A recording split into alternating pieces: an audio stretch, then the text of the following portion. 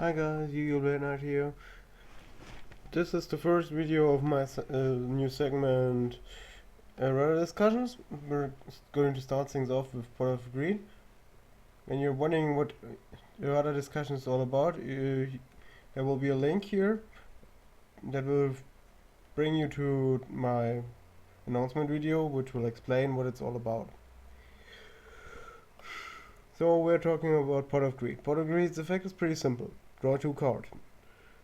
Most of you are aware of why that effect is so great, but let's look into it.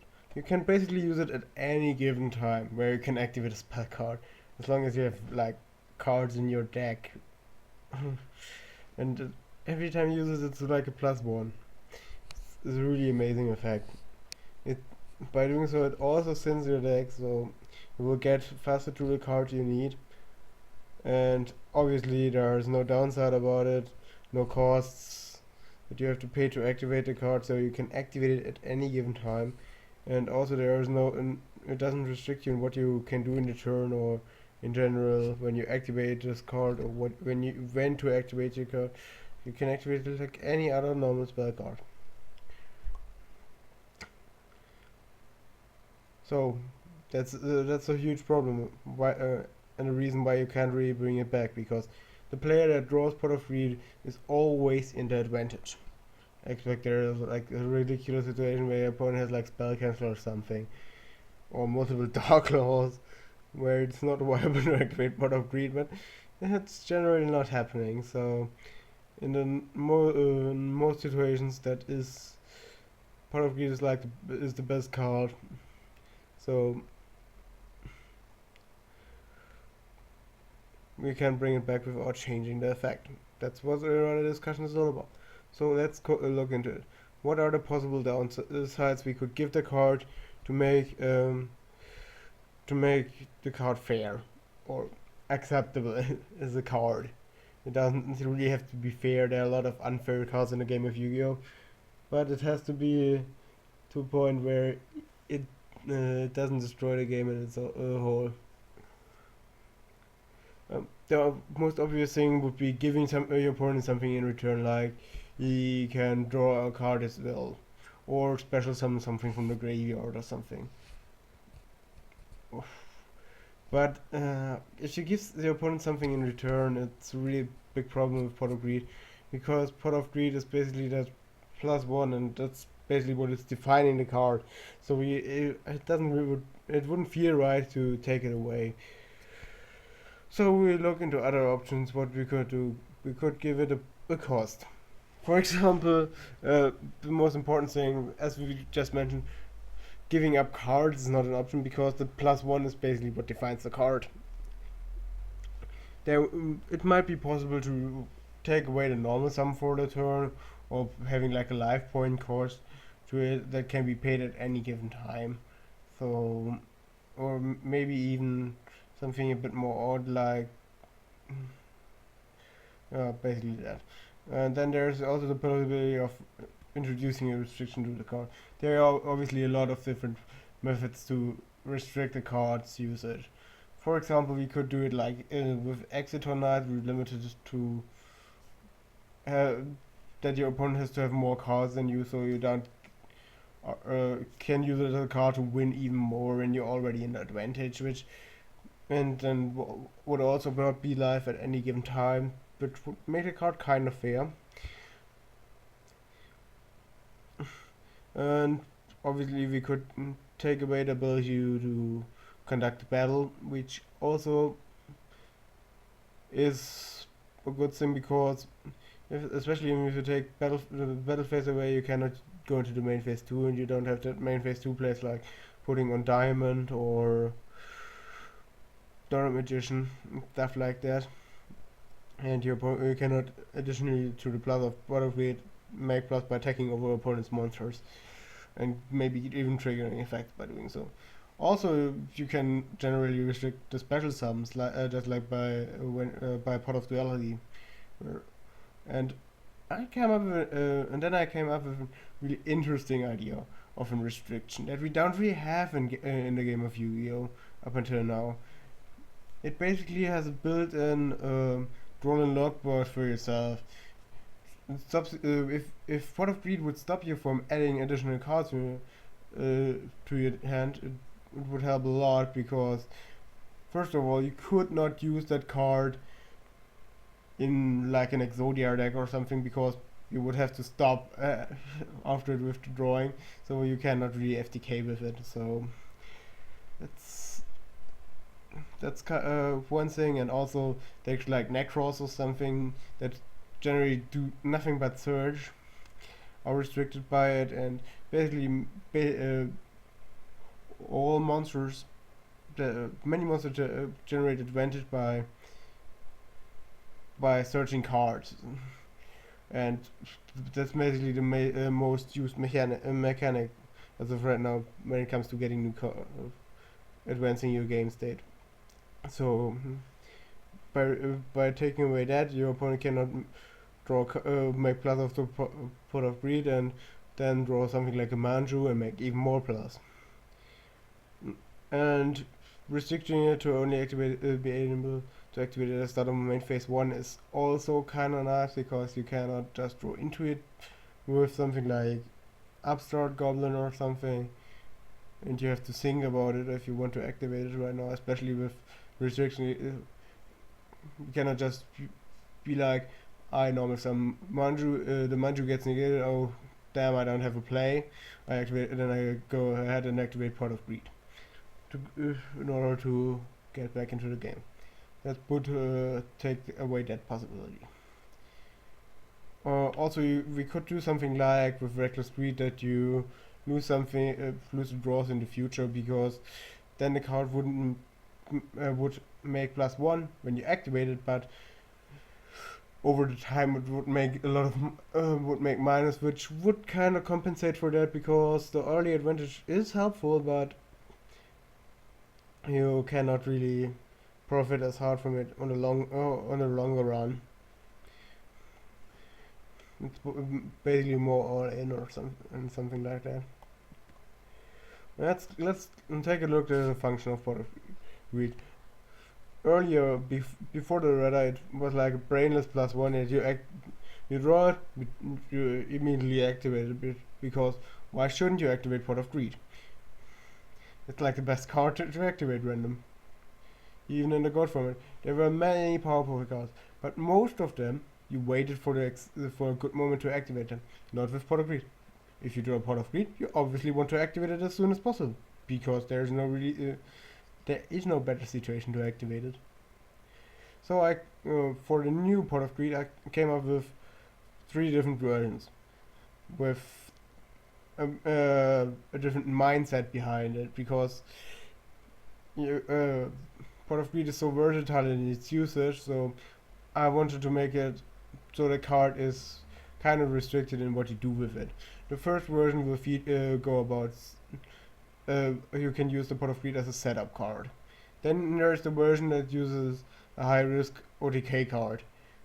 When the OTK does go wrong, you're in a really bad spot then, because it's a Pot of Greed. So if you're greedy, it can go horribly wrong. With the original Pot of Greed, there could not go anything wrong if your opponent doesn't surprise you with something like Triple Darklaw and making you go minus. And the third version is basically a comeback card, which is kind of like what it was used in the anime and stuff, because I think getting an additional draw when you're in a bad spot is really key, but and a good thing for the game, because it prolongs the game, and basically when your opponent started strong, you can compete with that by using Pot of Greed. That's really helpful. So let's look into the first version of the effect text. At the start of your main phase 1, draw 2 cards. You cannot special summon or conduct your battle phase during the turn you activated this card. Also, for the rest of the turn, you cannot add cards from your deck or graveyard to your hand. Basically, this is the setup version, so maybe you're playing something with a lot of back row, like Tellar. You activate since it's you want to activate that card mostly in the early game, especially in turn 1 where you don't have a battle phase anyways, and you're not really that in a situation where you need to set special summon a lot. So basically, for example, you're playing Terror, and sure, you cannot activate then at that turn, but you can still do plays. You can still summon Ukalha and set up your plays. So it obviously doesn't let you do all that you want to do, but it will get to a lot more traps and cards that you can use. But you obviously have the downside that you cannot, for example, activate Rhoda or something. So it's not always that great. And obviously not all decks can profit off of that, because it's basically only a card you would run in something like a back row deck. And generally use it in decks that would normally play something like Pot of Duality, because it's basically a Pot of Duality that makes +1, but has a bit more restrictions to it to compensate for that. Then we have the version 2, which is for the OTK. At the start of your main phase 1, draw 2 cards and skip your next 2 normal draws. Note that I formulated differently that Reckless Greed, so you don't have Pot of Greed and Reckless Greed that stack together, because Reckless Greed does skip your your draw phase, and this card does skip your normal draw. And the next normal draw will first happen after the draw phases were started again. So you cannot just activate Reckless Greed, Pot of Greed, and then make a lot of plus out of it, because it negates each other. And then during the end phase of this turn, you lose half of your life points. It's a big downside, but since you want to use that function of the card would be OTKing, that would be really fine, because you generally in the turn you can go all in, and if it doesn't work, you're pretty much fucked. That's what what a high risk, high reward thing is, because it does not have any restrictions that stop you from playing in a turn. It gives you all the options that the regular Pot of Greed had when you wanted to OTK, but after the turn you're pretty much you either have an unbreakable board or won the game, otherwise you're lost. And now we come to the third version, the version I personally like the most. I think is the most well worked out version. At the start of your main phase 1, if your opponent has more total cards in their hands and their side on the field than you do, draw 2 cards. So basically you can only use it if you're behind. Also, for the rest of the turn, you cannot add cards from your deck or your graveyard to your hand. So basically, since I wanted to give it the option as a comeback card, you have to be able to do something in a turn, but not everything. And also, you need to be have less cards than your opponent. I think that so it's not like one more card. It's just like okay, maybe in some decks there will be a win more card, because some decks don't really have that card advantage just only on the field and on the hand. And other decks, on the other hand, have like always card advantage over despite being behind in the actual game state. If you understand what I mean. For example, you're playing Teller and you have a lot of phase up Phoenix chains and stuff and can't really get to your turbo. You're obviously, when you're playing Teller, you're basically never in a situation where you can be able to exit on, and the same goes for this Pot of Greed. But there are other decks like Inferno, which would be able to activate this card like at every given point of time, but it's always the case with some cards. Some cards don't make any advantages in some or sense in any deck, because if you would play a Call of the Haunted in Necros, for example, it would be really garbage each card.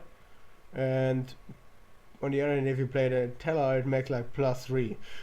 It's ridiculous. And so that card is fairly balanced, I think, because it does restrict you in the way you're playing, and at least for the most meta decks, you need to be able to add cards. And even when you're playing something like Shadows or BA, it's kind of risky to overextend after using that card, because when you when your monsters get destroyed and you cannot add back with your Dante and your or your fusions, you're pretty. It's pretty problematic because you committed way too much, and you get nothing out of it. Get nothing back, which is normally the upsides of these decks. So that was my errata that I wanted to present you.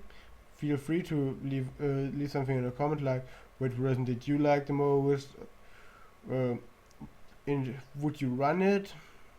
And in which decks would you run it? And also you can leave other forbidden cards that I should make a rather discussion about. But it's probably not going to be the next errata discussion, because or maybe it will be, but there are a lot of people that might make examples what I could use for the next time. So, but sooner or later I will get to the cards you want to see a rather video on. Yu-Gi-Oh! Blade Knight signing out.